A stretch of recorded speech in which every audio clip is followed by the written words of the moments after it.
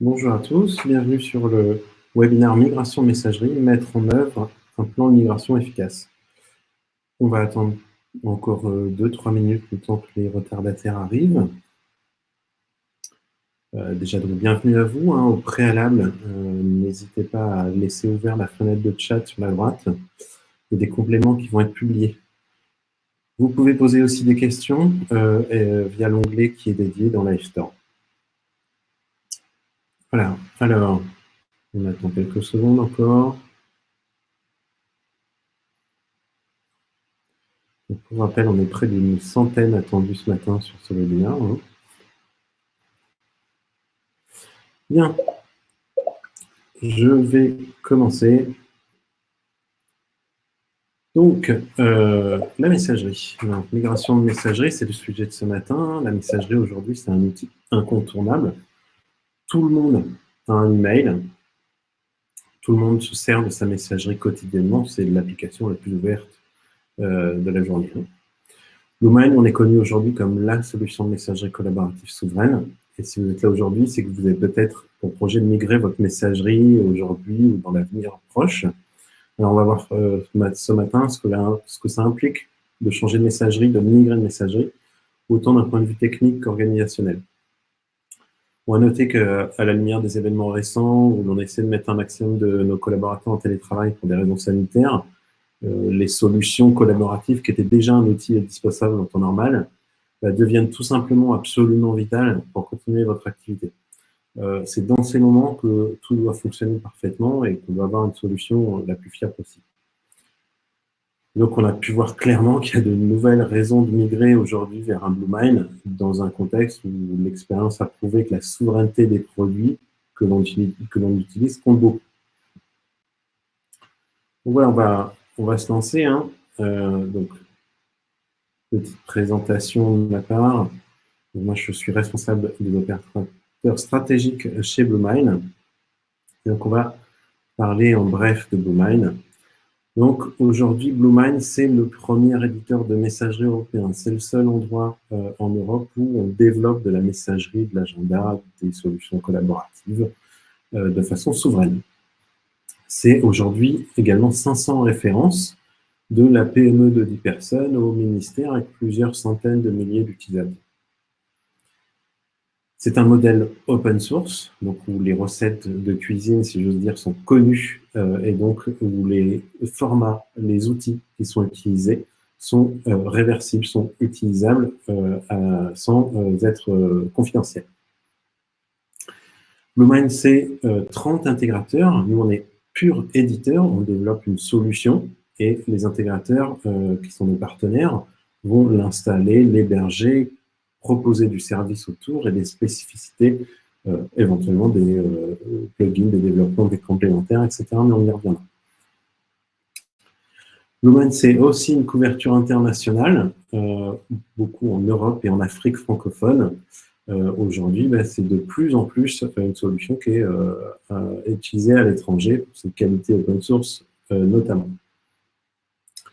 Et Bluemind, avant tout, c'est une maîtrise technologique. Donc, c'est un creuset tout à fait unique en Europe de connaissances, de maîtrise de protocoles, de gens qui savent développer un agenda, une messagerie, une solution de synchronisation mobile, etc.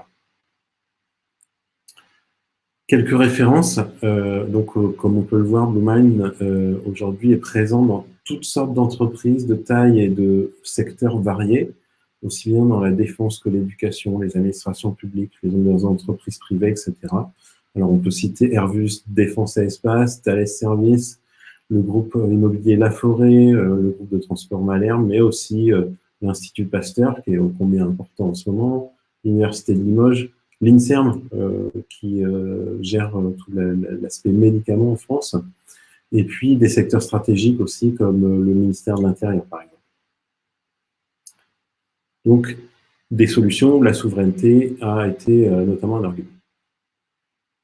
Alors, revenons un petit peu sur la philosophie de Bluemind. C'est une philosophie open source, d'ouverture. Notre but, c'est d'offrir une solution complète, mais qui respecte les habitudes des utilisateurs et qui soit une vraie alternative aux solutions américaines. Pour ça, on est d'abord basé comme un API enabler. Donc l'outil Bluemind, en dehors de sa couverture fonctionnelle habituelle, propose la possibilité d'ouvrir, d'intégrer Bluemind à votre environnement spécifique, à votre environnement métier, via des extensions, des compléments. C'est ce que proposent nos partenaires, par exemple FactorFX avec B-Suite ou Vortex avec W-Suite. Notre philosophie aussi, c'est d'être user-centrique, donc basé autour des préoccupations de l'utilisateur. C'est une vraie démarche de respecter les habitudes des utilisateurs. C'est pour ça qu'on passe autant de temps à développer la compatibilité avec l'ensemble des clients type Outlook, Thunderbird, que ce soit sous Mac, sous Windows, sous Linux, avec Android, iOS, etc. C'est d'être cost efficiency, d'être à un prix raisonnable et raisonné, et d'apporter de la souveraineté dans un environnement où on est face à un oligopole sur le marché de la messagerie, qui est un oligopole essentiellement américain. Je passe rapidement sur la couverture fonctionnelle que vous connaissez certainement déjà si vous êtes ici, hein, mais globalement, donc, Bluemind va proposer des solutions d'agenda, de messagerie, de contact, de tâches, auxquelles on va pouvoir ajouter du drive, du chat, de la VoIP via notamment Zivo par exemple. Et puis, on va apporter des fonctionnalités spécifiques au monde de l'entreprise, l'envoi de fichiers volumineux, pour éviter que vos fichiers se retrouvent sur un Google Drive quand vous envoyez des fichiers sensibles, des outils de gestion de signatures corporate pour homogénéiser les signatures dans votre entreprise, des outils de monitoring pour vérifier que tout fonctionne correctement. Si vous voulez en savoir plus, il y a plusieurs vidéos sur notre chaîne YouTube Bluemind. Donc, en moins de 2 minutes, vous avez la description des fonctionnalités. Alors, il ne suffit pas de produire un logiciel, un produit. Il faut aussi le maintenir, le documenter, alimenter un écosystème autour, puisque c'est forcément tout ça qui va faire vivre Bluemind. Donc, on est très impliqué dans l'écosystème. On a une plateforme All Bluemind qui permet d'accéder à tous les services de Bluemind et d'y contribuer. On a un réseau de partenaires pour accompagner vos projets.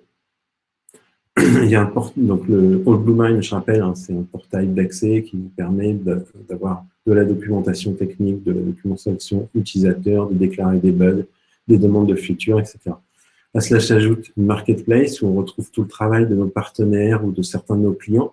Donc en général, des plugins, des solutions complémentaires qui vont permettre de gérer des problématiques d'anti-spam, d'intégration VoIP spécifique, des outils de statistiques, de sondes, etc.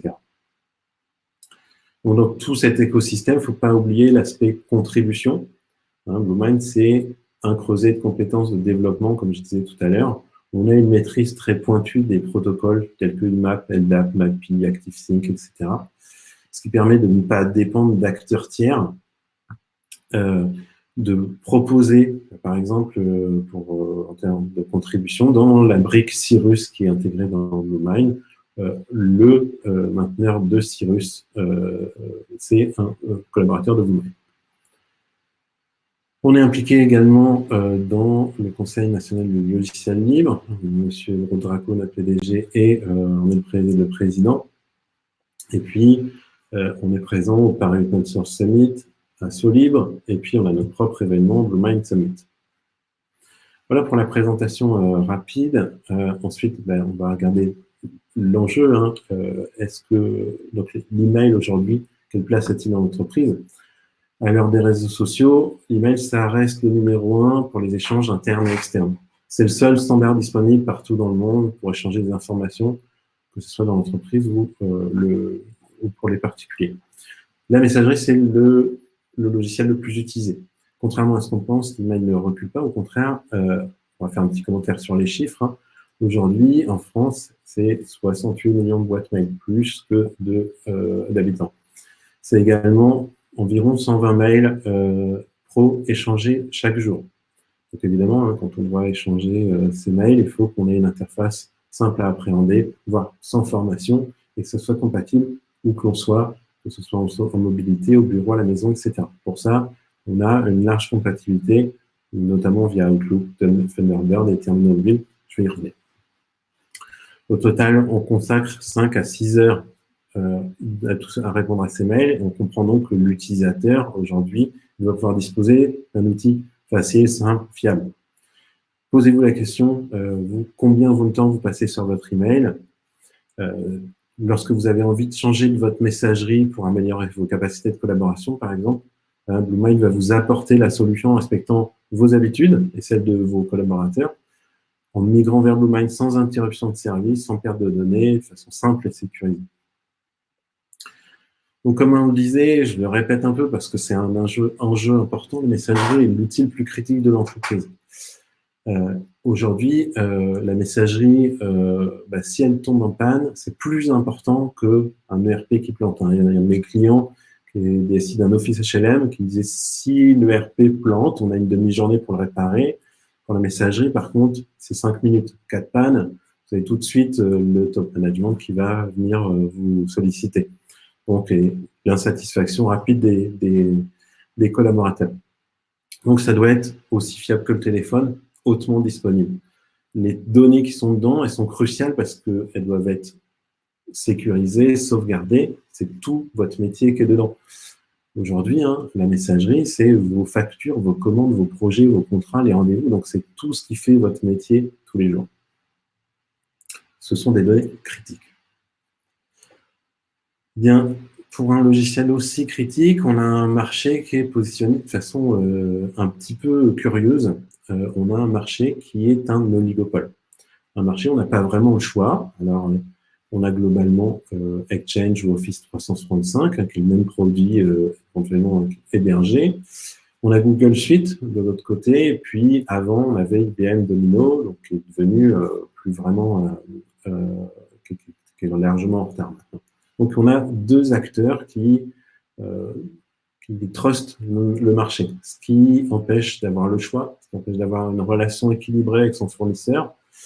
Je cite par exemple l'augmentation de 10% de Office 365 en 2019, sans quoi que ce soit à dire de la part des clients. Il faut bien comprendre aujourd'hui le marché du numérique, et en particulier la messagerie, c'est un peu America First. Nous, notre philosophie, c'est plutôt de montrer qu'il existe des solutions et des compétences locales plus saines. Sur la souveraineté numérique, justement, on parle de la crise actuelle. Quand son environnement numérique est entièrement dépendant d'un seul et même acteur, qu'est-ce qui peut se passer? On l'a vu avec la Chine actuellement, plusieurs entreprises sont complètement dépendantes de chaînes de production en Chine.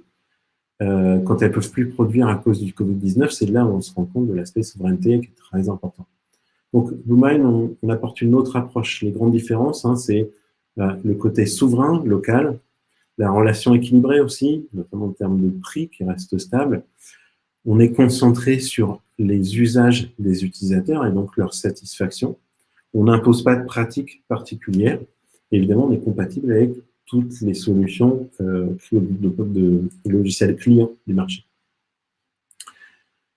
Alors aujourd'hui, récemment, vous avez pu voir à quel point on est dépendant d'autres pays. On voit, encore une fois, sur la Chine, c'est une dépendance technologique qu'on a pu mesurer. Et dans le numérique, c'est exactement la même chose. Je ne critique pas particulièrement les acteurs américains qui font très bien leur travail, qui ont de très bons produits. Le problème, c'est surtout de mettre tous ses œufs dans le même panier. Aujourd'hui, sécuriser son métier, sécuriser ses données et assurer la pérennité de son entreprise, c'est notamment être hébergé en France par un acteur français, voire européen. Pensez au Cloud Act. C'est une société américaine, peu importe que ces données soient aux États-Unis ou ailleurs, elle peut exiger, l'administration américaine peut exiger de lire les données en cas de problème juridique. Donc ça pose déjà un problème de confidentialité. Et puis, imaginez aussi des cas qui peuvent arriver. On a fermé les frontières physiques dans un certain nombre de pays pour éviter des problématiques de contamination. Et imaginez que demain, ça arrive au niveau numérique, qu'on ferme les frontières numériques, vous n'avez plus votre messagerie, tout simplement. La messagerie, en fait, c'est un peu comme l'électricité ou comme l'eau, ou les masques chirurgicaux, évidemment. On doit avoir des fournisseurs indépendants, on doit avoir des fournisseurs qui soient souverains. On doit être en mesure de se débrouiller seul sur ce domaine-là. Donc, c'est vraiment important. Alors, là, je parle des perspectives d'entreprise, des perspectives du management, mais il faut pas oublier qu'en dehors de toutes ces attentes et de ces points sur lesquels il faut faire attention, il y a notre utilisateur final. C'est bien beau de dire qu'on est indépendant, qu'il faut satisfaire tout le monde, etc. Il faut en premier lieu voir les utilisateurs. Parce que le problème de l'enjeu de la souveraineté aujourd'hui, souvent, c'est je veux basculer vers une messagerie qui soit plus souveraine, mais par contre, j'ai tous mes utilisateurs qui ont Outlook, et si jamais je leur change leurs habitudes, ça va être la révolution. C'est pour ça que chez Bluemind, on drive par les usages. Il ne faut pas qu'une solution souveraine soit en retard technologiquement. Elle doit proposer le même niveau de simplicité que les outils américains. Donc, aujourd'hui, on a travaillé dur pour satisfaire ces utilisateurs qui veulent Outlook tel qu'ils le connaissent sans changement. Alors, globalement, ça fait 15 années hommes de recherche et développement pour produire un outil Bluemind qui est capable de synchroniser avec Outlook sans plugin, sans spécificité, sans code à rajouter. Et donc, Outlook voit Bluemind un peu comme un exchange, il synchronise. Et donc, l'effet, c'est que l'utilisateur, lui, il ne voit rien, continue à utiliser son Outlook comme il le voulait avant. Et il est satisfait, il ne voit pas de changement, ce n'est pas la révolution. Et pendant ce temps-là, vous avez changé le serveur, vous avez fait des économies, gagné en souveraineté, etc. Donc, alors, je ne vais pas m'étendre sur Outlook. Il y a une vidéo également qui est faite par notre directeur technique, qui explique en long, en large et en travers comment on a fait. Donc, l'objet de Bluemind, c'est de supporter tous les usages. Donc, ce principe, il est valable avec Thunderbird, avec le webmail, avec les terminaux mobiles, quelle que soit leur marque et leur OS. Voilà. Donc, fonctionnellement, on est compatible Thunderbird, Outlook, webmail, Android, iOS. Et évidemment, du coup, ça nous rend compatible sur tous les OS, Windows, Mac ou Linux. Donc, on arrive maintenant au cœur du sujet. Donc, comment réussir sa migration? Alors, aujourd'hui, une migration, on ne migre pas par hasard. Les outils de messagerie sont des outils qu'on garde de longues années. Du coup, souvent, les entreprises ont des outils de messagerie collaborative, mais qui sont vite dépassés parce que les usages ont évolué. Par exemple, la visio. On a pu le voir avec la crise Covid. Tout d'un coup, on a plein de collaborateurs qui ont dû changer. Donc, est-ce que votre messagerie était au niveau de tous ces changements, a pu encaisser toutes ces façons de fonctionner, de travailler différemment en télétravail? C'est une question qu'il faut vous poser. Donc, le changement de messagerie et la migration sont des opérations qu'on ne fait pas à la légère. Il faut comprendre pourquoi on le fait. Donc, ça peut être à cause de nouveaux usages. D'une part, on veut bénéficier de nouvelles fonctionnalités, notamment en matière d'outils collaboratifs, de communication unifiée. Par exemple, donner plus de mobilité à vos collaborateurs. Ils peuvent continuer à utiliser un client lourd type Outlook au bureau, par exemple, mais ils peuvent aussi accéder à leur messagerie via un navigateur à leur domicile. Et quand on est obligé de faire du télétravail du jour au lendemain sans réinstaller tout l'environnement de travail sur l'ordinateur familial, c'est un avantage précieux de pouvoir faire ça. C'est aussi bénéficier de nouveaux outils, par exemple la messagerie instantanée. Voilà. Ensuite, pour gagner en souveraineté, en sécurité, être sûr que vos données sont hébergées en France, sur le sol français.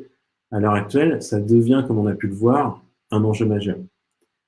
Après, il y a la question de l'obsolescence, le fait d'avoir un outil qui soit à jour, et puis aussi d'anticiper son renouvellement, la fin de contrat.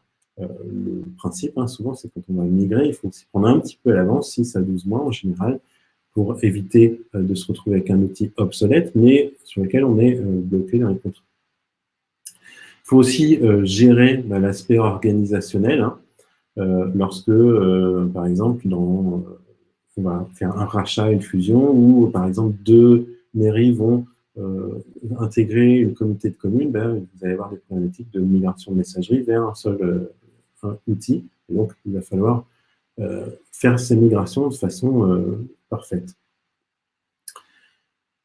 Et enfin, le lock-in, faut l'éviter. Le lock-in, souvent, c'est se retrouver avec une ancienne solution, enfermé dans des contrats compliqués avec des échéances pas très claires, ou alors bloqué par les tarifs qui augmentent sans pouvoir changer de solution à cause de ces contrats. Ou encore, par exemple, avoir des logiciels dont on ne connaît pas le niveau de souveraineté numérique, ou encore des populations qui éventuellement ont peur de changer de client à Outlook. Donc tout ça, il faut l'anticiper et on va voir comment on peut le résoudre. Voilà, donc il faut préparer le projet. Hein. Donc on voit, c'est tout un processus qui va, à partir du moment où on se lance dans la préparation du projet, on va avoir un certain nombre de contraintes et d'enjeux. Il faut délimiter le périmètre projet, avoir une idée claire et réaliste de ce qu'on veut pour notre projet de migration. Est-ce qu'on a les bonnes ressources? Est-ce qu'on en a assez? Combien de temps il faudra pour achever le projet, etc. Donc, comme vous le savez, et si vous en doutiez encore, vous en rendrez compte en menant ce projet de migration, la messagerie, c'est un outil critique qui touche tous les services de votre entreprise sans exception, tous les collaborateurs. Donc évidemment, ces contraintes et ces enjeux, elles ont des aspects techniques, des aspects de formation, des aspects de communication et des aspects de planification. Il faut préparer aussi bien les serveurs que les ressources humaines à ces changements. Ensuite, le deuxième point, hein, c'est le choix de la solution. C'est un choix clé sur lequel je vais revenir rapidement. Et la mise en œuvre de la migration en elle-même, je vais vous expliquer comment on fait. Alors, d'abord, comme je disais, une vision claire des contraintes et des enjeux. L'aspect central d'une migration réussie, ça réside dans la qualité du plan de migration. D'abord, s'organiser sur les aspects de budget, le coût de la licence, le niveau d'accompagnement. On peut prévoir de tout déléguer pour la migration, ou au contraire d'avoir l'outil de migration à sa disposition et de tout faire soi-même. Évidemment, le niveau d'accompagnement n'est pas le même et donc ça modifie fortement le budget du projet. Ensuite, il faut surveiller les échéances pour éviter le renouvellement des licences de façon contrainte. Donc évidemment, si vous avez votre messagerie, vous voulez la migrer, il faut y penser 12 mois, au maximum 6 mois avant le renouvellement du contrat. Ensuite, il y a des questions de philosophie. Le SaaS ou on-premise, deux choses très différentes qui ont leurs avantages et leurs inconvénients chacun. Hein. En SaaS, vous achetez essentiellement un service et des garanties. L'assurance que votre messagerie va être fonctionnelle tout le temps. C'est plus un périmètre fonctionnel, des garanties de disponibilité. Et forcément, il y a un peu moins de personnalisation. En on-premise, vous allez tout maîtriser, vous allez être maître de chaque paramètre, vous pourrez ajouter librement des ressources, tout personnaliser. Donc, il faut faire le choix de la philosophie d'hébergement. Ensuite, il y a le choix de la solution, se poser les bonnes questions. Est-ce qu'on bannit une solution hébergée à l'étranger? Est-ce qu'on privilégie des solutions qui seraient disponibles sur tous les OS? Ou est-ce qu'on intègre l'aspect souveraineté à l'analyse des solutions? À voir. Enfin, évidemment, la reprise des données. On reprend quel type de données, sur combien de temps? Et puis, évidemment, attention au planning de la migration et à la communication interne qui sont importants. Mesurer les risques. Par exemple, les risques, c'est s'il y a un échec de migration, est-ce que j'ai la réversibilité? Ensuite, le choix de la nouvelle solution. Alors évidemment, il y a 3 facteurs importants. La qualité intrinsèque de la solution. Choisir sa nouvelle solution de messagerie, ça ne se fait pas à la légère. Il faut réfléchir au périmètre fonctionnel qui soit adapté à vos besoins. Est-ce que le produit a fait ses preuves chez d'autres clients, chez des grands clients emblématiques? Ensuite, il y a la satisfaction des utilisateurs. Alors, dans la majorité des cas, on cherche à préserver les habitudes des utilisateurs pour ne pas les perturber.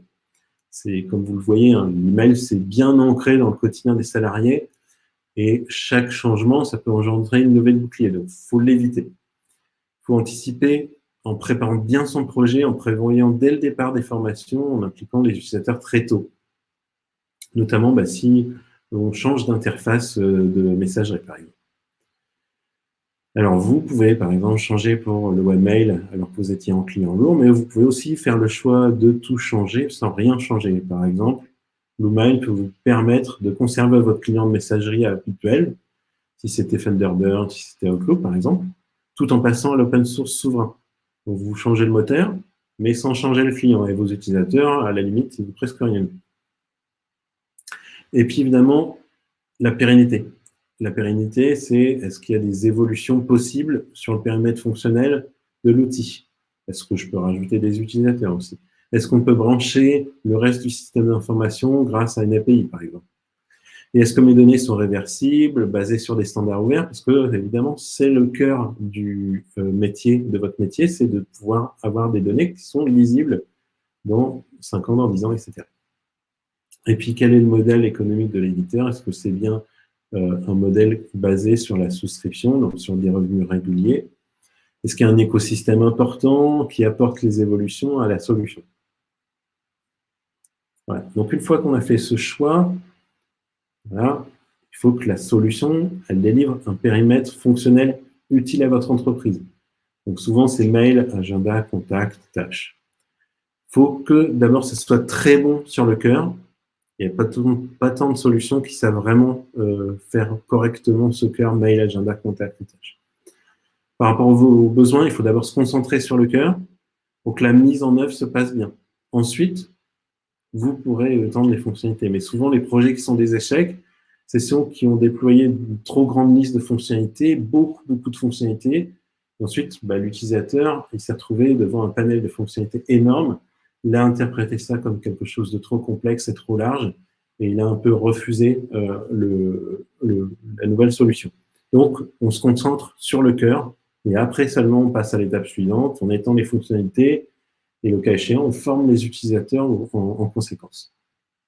Il faut penser aussi à l'extensivité de la messagerie pour lui rajouter ultérieurement un drive, une messagerie instantanée, une visio, une gestion documentaire, solution d'archivage, etc., etc. C'est un outil qu'on garde de nombreuses années, donc il faut bien anticiper ces évolutions sans pour autant que ça soit une usine à gaz. Donc, si on n'a pas eu, faut éviter l'effet usine à gaz au début. Il faut être sur du simple, le cœur déployé, et ensuite on peut évoluer, mais sans avoir un trop grand nombre de fonctionnalités. Ensuite, on parle de l'accès client, c'est comment notre utilisateur final il accède à la solution. Donc en général, il a deux solutions, le webmail ou le client lourd. Donc on peut mettre tout webmail, tout client lourd, vont avoir une infinité de choix entre les deux, donc un fonctionnement qui soit complètement mixte. Le client léger, par exemple, il peut nécessiter un peu de formation, mais il a un coût total de possession extrêmement bas parce qu'il n'a pas besoin d'être installé, il n'y a pas de mise à jour, il n'y a pas besoin d'adaptation spécifique. Il est disponible quel que soit l'OS, puisqu'il faut juste un navigateur pour l'ouvrir. Ça, c'est tous ces avantages qui sont importants. Il peut nécessiter, par contre, un petit peu de formation. Le client lourd, lui, il est souvent déjà présent. Donc, en général, c'est souvent Outlook. Aujourd'hui, c'est à peu près 60% des cas. Avantage, votre utilisateur, il est déjà dessus depuis plusieurs mois ou plusieurs années. Donc, c'est zéro formation quand on migre la messagerie. Mais par contre, c'est un TCO, un coût total de possession, qui n'est pas négligeable. Il y a déploiement, mise à jour, l'antivirus qu'il faut accoler éventuellement, la corruption de fichiers locaux qu'il faut gérer. Mais voilà, donc chacun a ses avantages et ses inconvénients. Si vous choisissez le client lourd, il faut savoir qu'on va délivrer des outils d'autoconfiguration, de déploiement qui réduisent le coût total de possession. Une bonne façon de satisfaire les utilisateurs quand on bascule de messagerie, quitte ensuite à les migrer petit à petit, à faire évoluer les utilisateurs finaux vers du webmail parce qu'on a un coût total de possession moins élevé. Voilà, donc pour prendre un exemple, pendant la crise Covid, avec le télétravail, il y a un certain nombre de users qui ont dû switcher sur le webmail alors qu'ils étaient sur leur client lourd au bureau et qui se sont aperçus que c'était aussi bien, aussi accessible que Outlook, mais sans installation. Voilà. Évidemment, il faut prendre en compte aussi les mobiles en fonction de votre parc. Il faut penser à tous les utilisateurs qui utilisent les mobiles à titre professionnel et personnel. Est-ce qu'ils sont compatibles? Est-ce qu'ils sont disponibles dans toutes les versions, etc. Et puis, envisager les cas de perte de mobile. Par exemple, la possibilité de sécuriser l'accès au mobile avec un code, voire de les effacer à distance. Alors, si vous en voulez en savoir plus, il y a également un webinaire entier sur Thunderbird et l'accès client lourd, et même des articles sur le coût total de possession. Alors, la mise en œuvre de la migration. le sujet clé de la réussite d'une migration, c'est intimement lié à plusieurs facteurs. Donc, bien s'intégrer au système d'information, reprendre les données, reprendre le contexte et les paramètres, bien accompagner nos utilisateurs.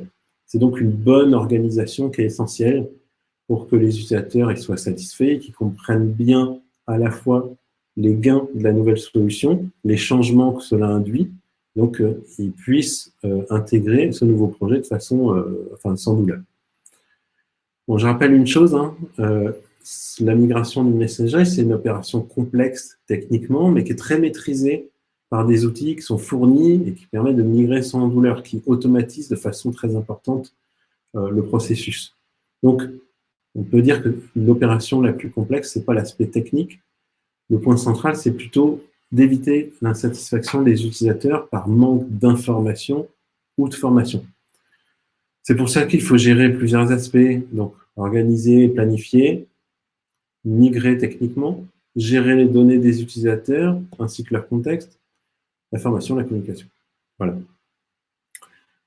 Alors, d'abord s'intégrer au SI. Donc, on va prendre, pour le SI, évidemment, il faut s'appuyer sur les données systèmes et il faut bien les caractériser. Donc, en général, on a un annuaire d'entreprise, Active Directory ou LDAP, où on a l'ensemble des utilisateurs et puis aussi beaucoup d'informations qui sont relatives au fonctionnement d'entreprise.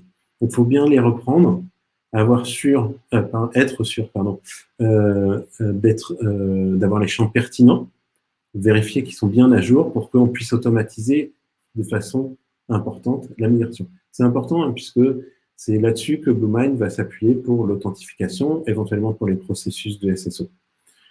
C'est aussi là-dessus qu'on va s'appuyer pour reprendre les aspects organisationnels.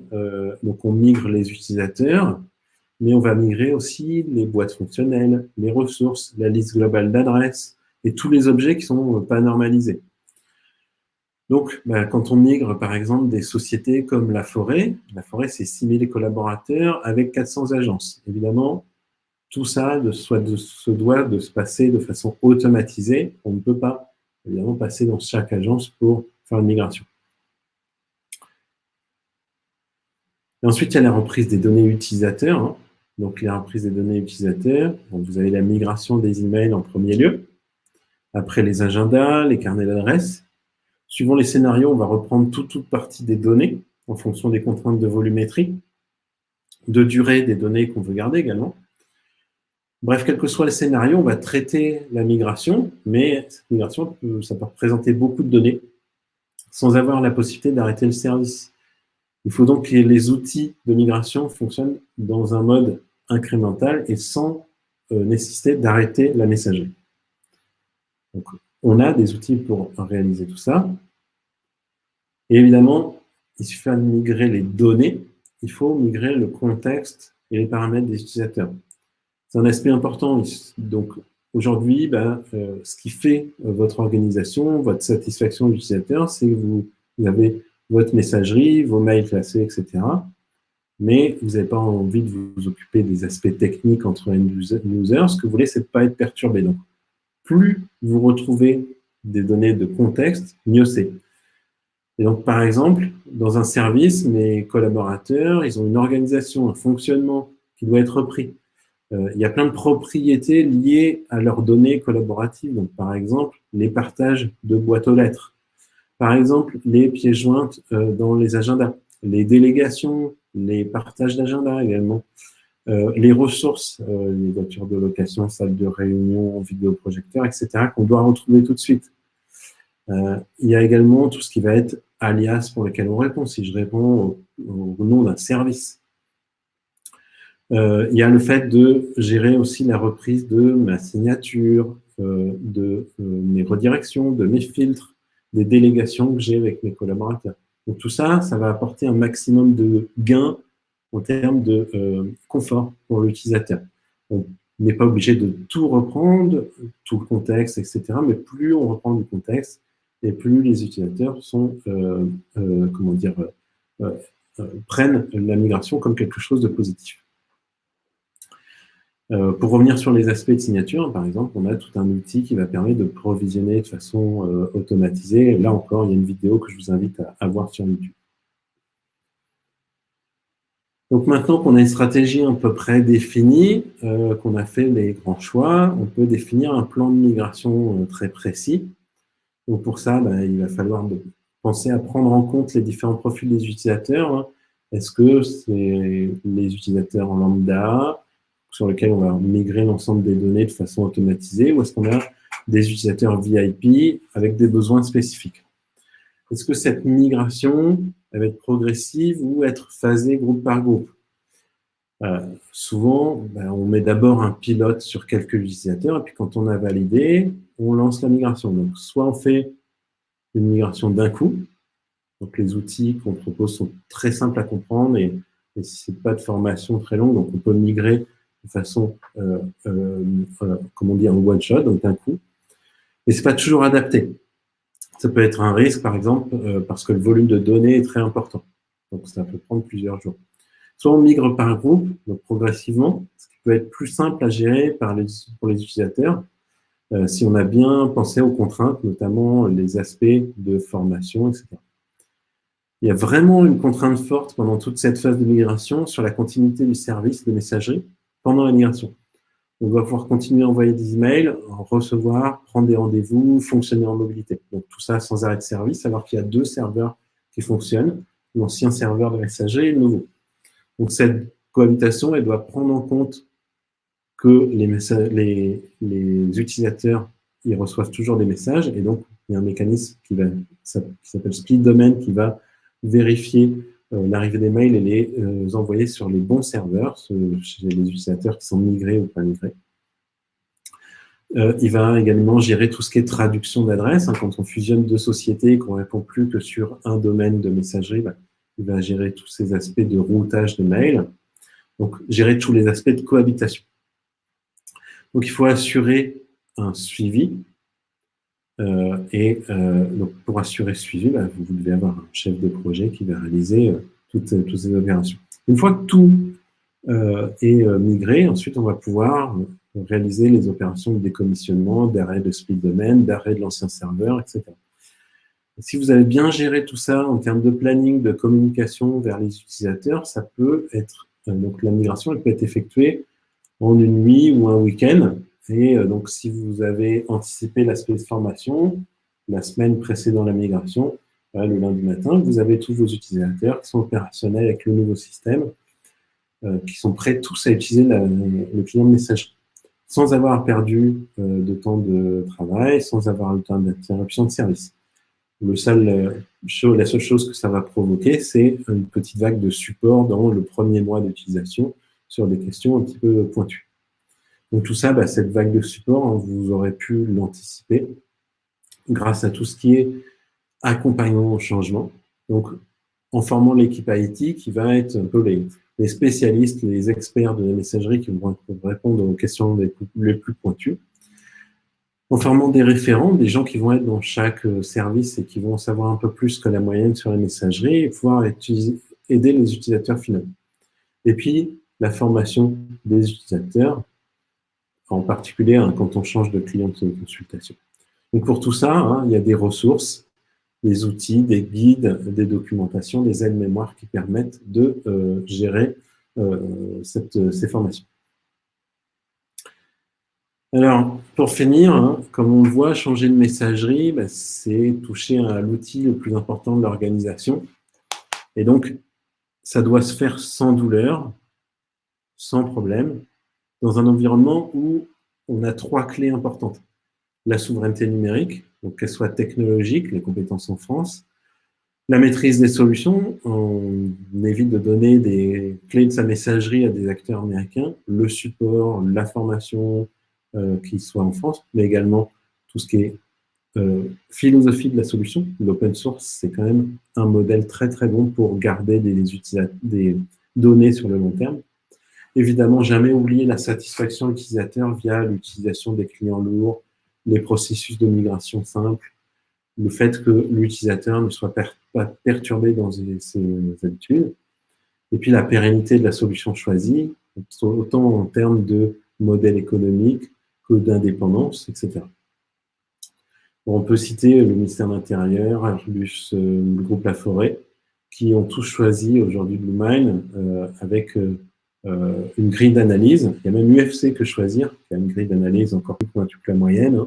Et ils ne s'y sont tous pas trompés, ils ont choisi Bluemind. Donc tout ça, c'est des critères importants dans un environnement où on a enfin le choix. Les GAFAM aujourd'hui, c'est plus une fatalité. Il existe des alternatives pour un numérique plus sain, qui respecte vos utilisateurs et qui vous évite de dépendre des prestataires et de solutions américaines. Avant, on n'avait pas ce choix-là. On pouvait pas bénéficier d'une solution souveraine qui respecte l'utilisateur. Maintenant, c'est le cas. Voilà, j'en ai à peu près fini. Je vous rappelle quand même la tenue de Bluemind Summit V2. Alors, aujourd'hui, on n'a pas de date précise pour le Bluemind Summit pour les raisons que vous imaginez. Le Bluemind Summit, c'est fait pour rencontrer les gens qui font, qui réalisent, qui développent Bluemind, les partenaires également, pour découvrir des nouvelles features en exclusivité, pour discuter aussi de tout ce qu'il y a dans les cartons, tout ce qui va sortir dans les mois et années qui viennent, pour échanger, discuter avec les équipes, avec d'autres clients, avec des partenaires. Voilà, évidemment, on peut aussi y passer un bon moment et bien manger. Donc, je vous invite à vous abonner pour être au courant de tout ça aux réseaux sociaux, à la newsletter de Bluemind pour savoir un petit peu plus sur nos solutions. Je vous remercie de votre attention. Maintenant, je vais vous proposer de passer aux questions-réponses qui vont ne pas manquer de s'afficher bientôt. Voilà. Alors, donc je vais aller regarder les différentes questions.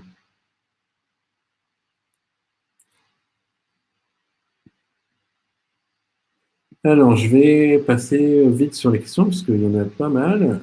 Bluemind et Let's Encrypt, c'est envisageable pour la signature de tous les certificats serveurs. Alors, je ne connais pas bien Let's Encrypt, donc je vais laisser répondre les techniciens. Mais je suppose que ça peut être compatible. Alors, bonjour.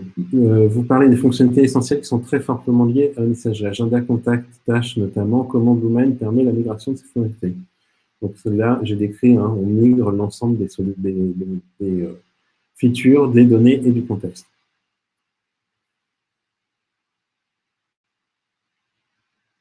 Alors, il y a une question sur la messagerie probante, mais elle a été répondue. Les outils. Est-ce qu'on peut avoir des outils de chat direct dans Bluemind? Oui. On s'intègre avec des outils comme Rocket Chat. Les moyens de sauvegarde de l'infrastructure Bluemind, est-ce qu'ils fonctionnent avec les outils du marché? Oui, tout à fait. Est-ce que Bluemind possède la fonctionnalité de split domain? Oui, je l'ai indiqué. Existe-t-il des solutions de migration depuis Zimbra à Bluemind? Alors oui, il en existe. Donc on a des solutions de migration de Zimbra à Bluemind qui sont très fines pour une bonne raison, c'est qu'on a plusieurs collaborateurs de Zimbra qui sont venus chez Bluemind. J'en suis un exemple. Est-ce qu'il sera possible de télécharger le webinaire sur votre site? Oui, ça sera possible après. Voilà.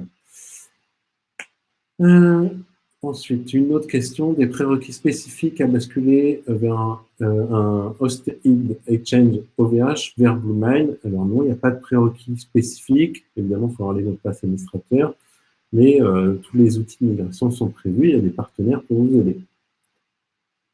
Quelle architecture dans Bluemind permet la haute disponibilité? Alors, il y a beaucoup de possibilités de gérer la haute disponibilité avec Bluemind. Je vous avoue que là, c'est un sujet trop long pour être abordé dans un webinaire, mais le plus simple, c'est de reposer la question via notre formulaire de contact et on vous répondra plus dans le détail. Comment migrer les PST sur Bluemind? Alors, on a des outils pour migrer de la partie serveur, par exemple d'un Exchange ou Office 365 vers Bluemind, mais on a aussi l'outil pour migrer directement le fichier PST sur le poste client vers Bluemind, donc de façon automatisée.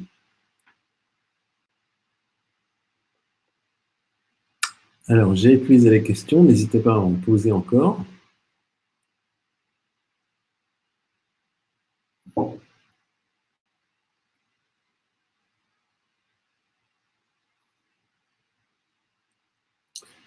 Bonjour, est-il possible de passer de Debian 9 Bluemine 3.5 vers Debian 10 Bluemine 4? Je pense que oui, mais je laisserai répondre les spécialistes.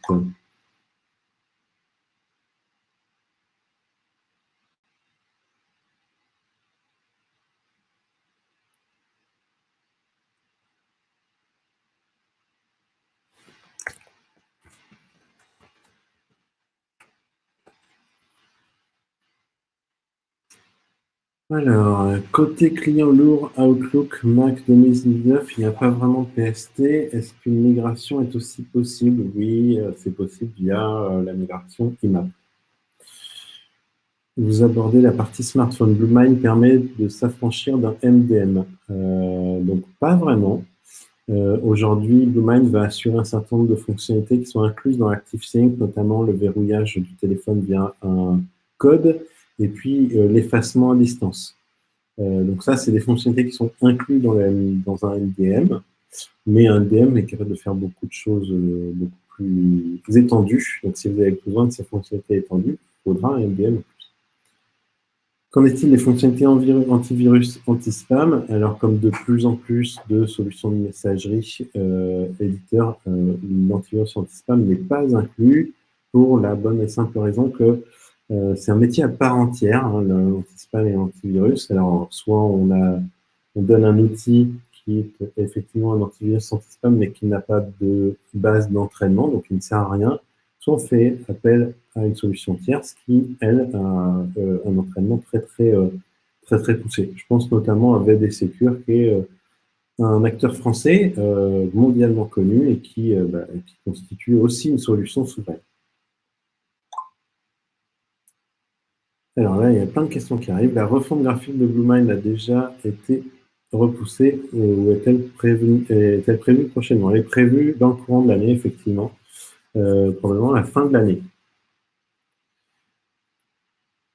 Comment se passe l'arrivée dans les emails pendant la migration où seule une partie des utilisateurs a basculé? Donc, globalement, vous avez un mécanisme qui s'appelle split domain qui va grossièrement avoir deux listes, les gens qui sont migrés et les gens qui ne sont pas encore migrés, et qui va assurer à chaque arrivée d'email le bon routage vers le bon serveur. Est-il possible de passer de postfix ou placeDistet vers un Bluemine sans perte de données? Je pense que oui, mais c'est une question trop précise pour que j'y réponde de façon complète. À supposer une migration one-shot, donc d'un coup, comment estimer le temps nécessaire à la migration de 100 000 ou 10 000 comptes, par exemple? Ça va essentiellement dépendre, en fait, de la volumétrie des données à migrer. En fait, le nombre de comptes est un facteur, mais le facteur qui va le peser le plus, c'est est-ce que vous avez 1 giga, 50 mégas ou 10 gigas par bloc. Et donc ça, on a des métriques, des ABAC pour les calculs. Quelle fonctionnalité collaborative propose Bluemine, Visio, etc., compatible avec les espaces Teams ou SharePoint? Alors aujourd'hui, on n'est évidemment pas compatible avec Teams ou SharePoint, puisque Teams et SharePoint sont compatibles avec eux-mêmes. Donc on peut faire des liens, on peut intégrer Teams et SharePoint, mais ce n'est pas naturellement intégré à eux-mêmes.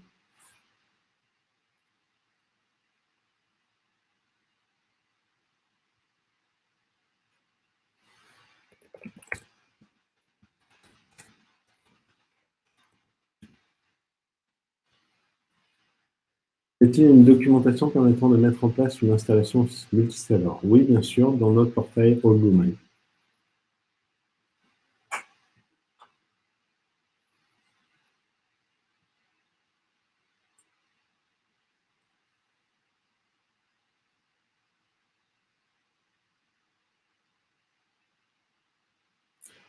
Je ne vois plus de questions, n'hésitez pas à en poser, hein, s'il y a encore des questions.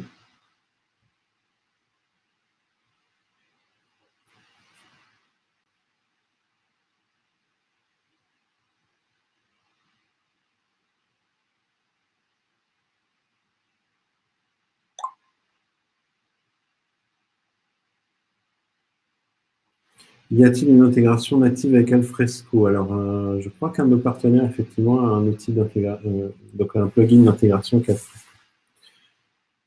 Existe-t-il des API et sous quel protocole pour intégrer Bluemind avec des logiciels métiers? Oui, tout à fait. Donc, il y a une API full REST qui permet d'intégrer Bluemind avec le logiciel métier. Il y a un certain nombre de nos clients qui font des intégrations assez poussées. Alors, je repasse les questions pour voir si je n'ai pas oublié.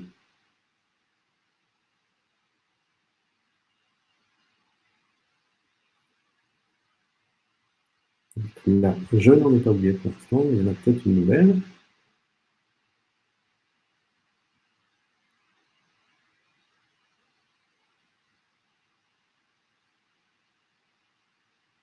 Y a-t-il une procédure sur le changement du nom de domaine principal? Alors oui, il y a des procédures. Là, ça fait partie des outils de migration. Donc, tout dépend de votre problématique, mais on peut migrer vers un nouveau nom de domaine, vers des nouveaux noms de domaine en fonction des règles de routage qu'on veut mettre en place.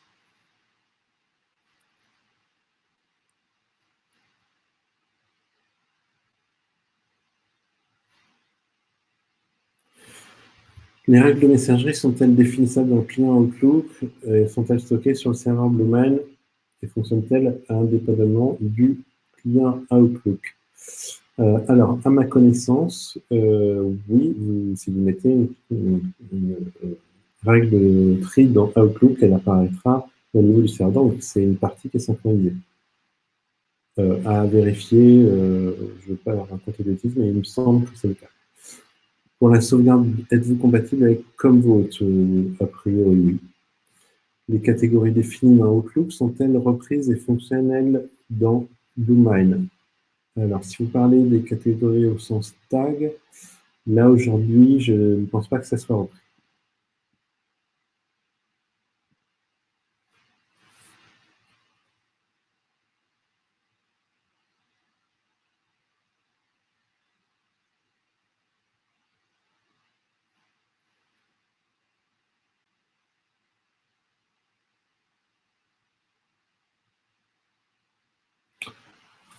Je n'ai plus de questions. N'hésitez pas à en poser, on a encore quelques minutes.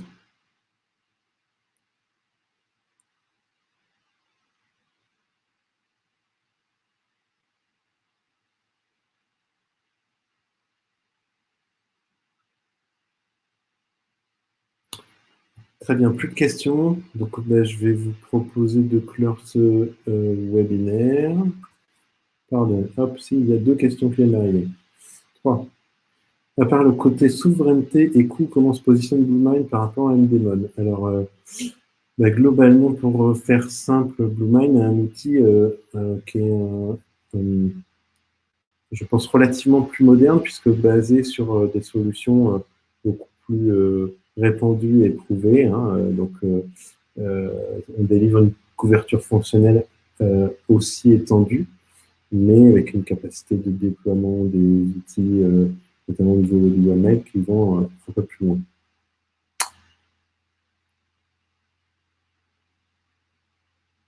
Bluemind permet-elle la modification de mot de passe Active Directory? Non. Les limitations importantes à connaître sur la solution de migration de Bluemind. C'est une question auquel il est difficile de répondre. Donc, il n'y a pas de limitation importante, mais on peut toujours en trouver. Ça dépend ce qu'on veut faire, mais globalement, aujourd'hui, on migre l'ensemble des données, le plus fort contexte possible. Voilà. Donc, je n'ai pas mieux à répondre, malheureusement. Peut-on partager nos agendas avec des partenaires externes en on-premise ou SaaS ou de? Oui, ça dépend de ce qui est configuré au niveau des possibilités administrateurs, mais c'est possible. La gestion des utilisateurs est-elle mixte AD plus local? Alors, on peut gérer les utilisateurs synchronisés depuis l'Active Directory vers Bluemind, avoir des utilisateurs qui sont disponibles dans Bluemind mais qui ne seraient pas présents dans l'AD, les stagiaires par exemple, et au niveau de Bluemind, on va pouvoir leur configurer des droits spécifiques. Par contre, remonter des données qu'on aurait écrites dans Bluemind vers l'Active Directory, on se l'interdit pour d'évidentes raisons de cohérence technique, et on n'écrit pas en clair dans la mail.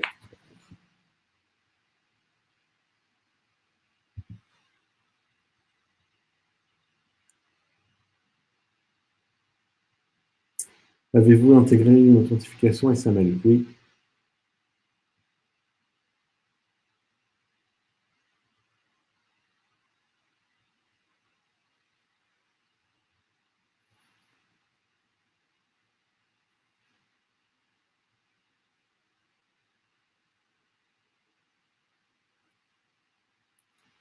Je n'ai plus de questions pour l'instant.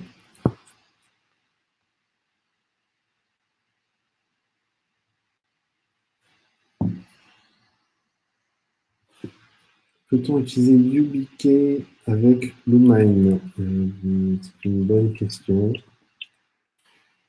Je ne connais pas. Alors, YubiKey, donc c'est de l'authentification forte. Donc oui, c'est possible.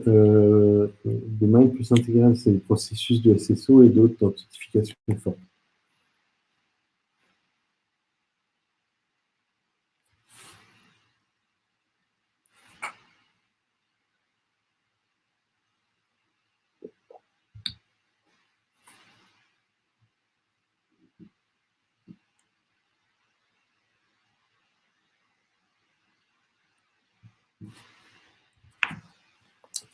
Je ne vois plus de questions.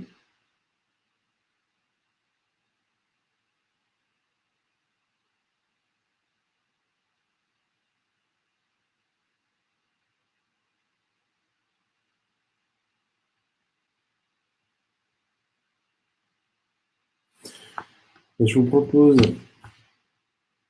à moins qu'il y ait une dernière question de dernière minute, je vous propose de mettre fin à ce webinaire. On reste à votre disposition. Alors, il y a plusieurs moyens, les réseaux sociaux, bien évidemment, le site Bluemine, et puis vous pouvez également me joindre donc, par téléphone ou par mail directement si vous avez des questions, si vous souhaitez migrer votre messagerie, si vous avez un projet de message. Voilà, je laisse encore une petite minute et puis on arrêtera le webinaire.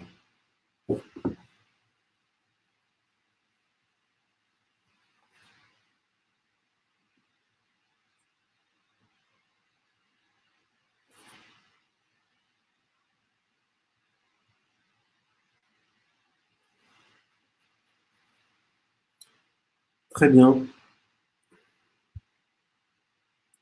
Je vous remercie de votre attention, je vous remercie de votre présence. J'espère que ça a été des sujets intéressants qui vous ont apporté de l'information. On reste à votre disposition quand vous le souhaitez. Merci bien. Une bonne journée. Au revoir.